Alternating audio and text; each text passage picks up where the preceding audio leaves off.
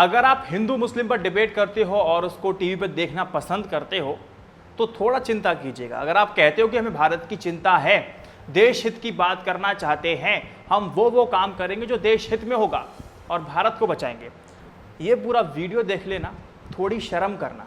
देशभक्ति का आप जो झूठा राग लगाते हो ना, वो थोड़ा उससे बचना। भारत ने खुद अपने आप को खतरे में डाल लिया है। कैसे?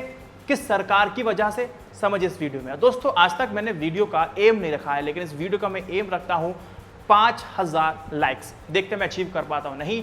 नमस्कार दोस्तों, मैं हूं वैभव, आप देख रहे हैं INI न्यूज इंडिया। चैनल को सब्सक्राइब, नोटिफिकेशन बेल आइकन को दबा दीजिए। चलिए शुरुआत करते हैं। रक्षा सौदों के मामले में रशिया और भारत की दोस्ती अमेरिका को आजकल अच्छी नहीं लग रही। भारत रशिया से S-400 नामक एयर डिफेंस मिसाइल सिस्टम खरीदना चाहता है, लेकिन अमेरिका को इस पर आपत्ति है और उसने भारत पर प्रतिबंध लगाने की धमकी दी है अगर भारत ने यह सौदा किया तो। भारत अमेरिका को अब उसी की भाषा में जवाब देने की तैयारी कर रहा है। चलिए अब इसके आगे की कहानी बताता हूं। दिल्ली में भारत और अमेरिका के बीच 2+2 डायलॉग अभी हाल ही में संपन्न हुआ है। इस बैठक में इंडिया की तरफ से external affair minister Sushma Swaraj और डिफेंस मिनिस्टर निर्मला सीतारमण और अमेरिका के विदेश मंत्री और रक्षा मंत्री इस बैठक में भाग लेने भारत में आए थे। अब आप लोगों के मन में सवाल होगा कि 2+2 डायलॉग का मतलब क्या है। चलो मैं इसका थोड़ा सा मतलब आपको बताता हूँ।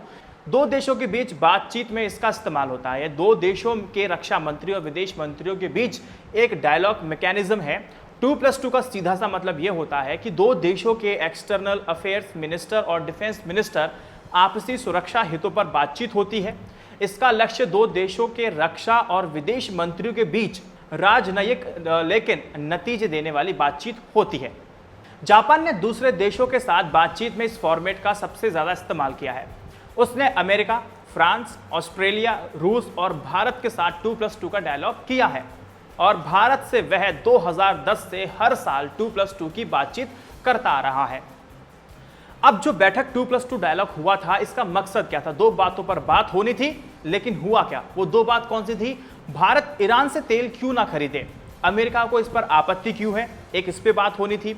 और दूसरी, अमेरिकी आपत्तियों के चलते भारत रूस से मिसाइल क्यों ना खरीदे, इस पे बात होनी थी। मैं आपको बता दूं कि इंडिया 1/4 क्रूड ऑयल ईरान से मंगाता है। भारत लगभग ईरान से तेल मंगाना बंद कर चुका है अमेरिका के दबाव में आकर के। अब हमें ओपेक देशों की मनमानी सहन करनी पड़ रही है, जो तेल के दाम बढ़ाते जा रहे हैं और ये दाम ओपेक देश बढ़ा रहे हैं। अब आपके मन में सवाल होगा कि ओपेक कंट्रीज क्या होती हैं, वो आप समझिए। ओपेक कंट्रीज यानी कि organisation of the petroleum exporting countries, ठीक है। इस बॉडी का काम क्या होता है? तेल उपभोक्ता देशों को आपूर्ति सुनिश्चित करना, ठीक है। इसमें इराक, कुवैत, ईरान, सऊदी अरब और वेनेजुला ये ओपेक कंट्रीज की श्रेणी में आती हैं। और इस बॉडी को 10 से 14 सितंबर 1960 में हुए बगदाद सम्मेलन में किया गया था पहली बार। अब दूसरी बात, रूस से किया गया S-400 मिसाइल प्रणाली का सौदा आखिरी चरण में था, लेकिन अमेरिका ने इस सौदे को ना करने का दबाव बनाया भारत के ऊपर। क्यों? इसकी खासियत क्या है, पहले आप वो सुन लीजिए। रशिया का next generation S-400 triumph air defence missile system 400 kilometre तक की रेंज में आने वाले दुश्मन के aircraft, fighter jets, stealth planes, missile और ड्रोन को मार गिराने की क्षमता रखता है। इसकी मैक्सिमम टारगेट स्पीड 4.8 किलोमीटर प्रति सेकंड है। इस मिसाइल सिस्टम की सबसे बड़ी खासियत है इसे एक जगह से दूसरी जगह ले जाना। आपको ये जानकर हैरानी होगी कि S-400 air defence missile system सिर्फ 5 मिनट के अंदर डिप्लॉय होने के लिए तैयार हो जाता है।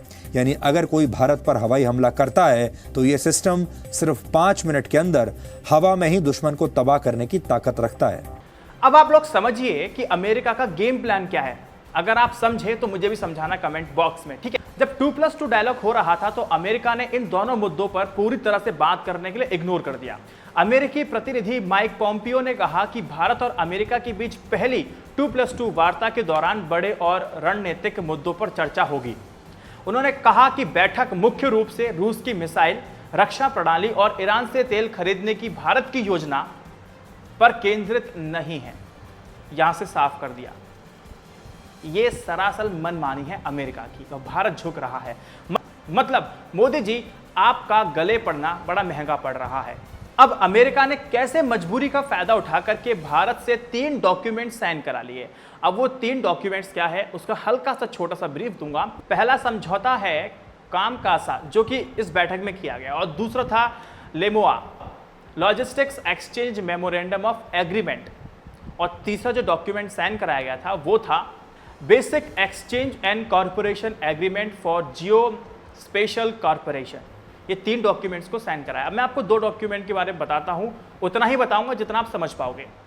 जो कॉम कासा जो एग्रीमेंट कराया गया, भारत और अमेरिका के बीच एक समझौता है। वो समझौता कैसा है कि अमेरिका अपनी कंपनियों द्वारा सप्लाई किए गए हथियारों का समय समय पर निरीक्षण करेगा, उसका अधिकार होगा और उसका हकदार होगा। वह जब चाहे जिन हथियारों पर अमेरिकी संचार उपकरण लगे हैं उनकी जांच करेगा, उसको अपने नेटवर्क से भी जोड़ सकता है। टेक्नोलॉजी सीक्रेसी कहां रह जाएगी। और जब बात रफाल डील की आती है तो आप ये कहकर के पल्ला आपको झाड़ लेते हैं कि रफाल डील के अगर हमने दाम बता दिए तो उसकी सीक्रेसी खत्म हो जाएगी। ये क्या बात हुई। दूसरे एग्रीमेंट की बात करता हूं, LEMOA logistics exchange memorandum of agreement. इस समझौते में क्या हुआ था वो भी आप समझिए।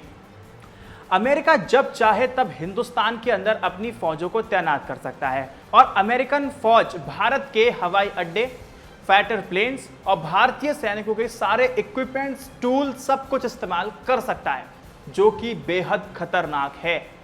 और इन 2 एग्रीमेंट्स कौन कौन से, लेमोआ और कॉम कासा जैसे किसी समझौते पर हस्ताक्षर करके अमेरिका जैसी किसी शक्तिशाली देश की सेना को अपनी सरजमी पर बुलाने का मतलब क्या आप लोग समझते हैं?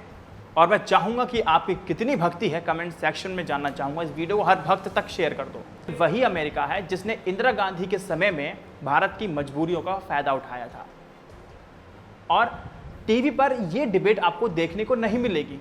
क्यों? क्योंकि आप लोग नहीं चाहते। लेकिन मैं आपको ऐसा ही जागरूक करता रहूंगा। वीडियो को शेयर कीजिए।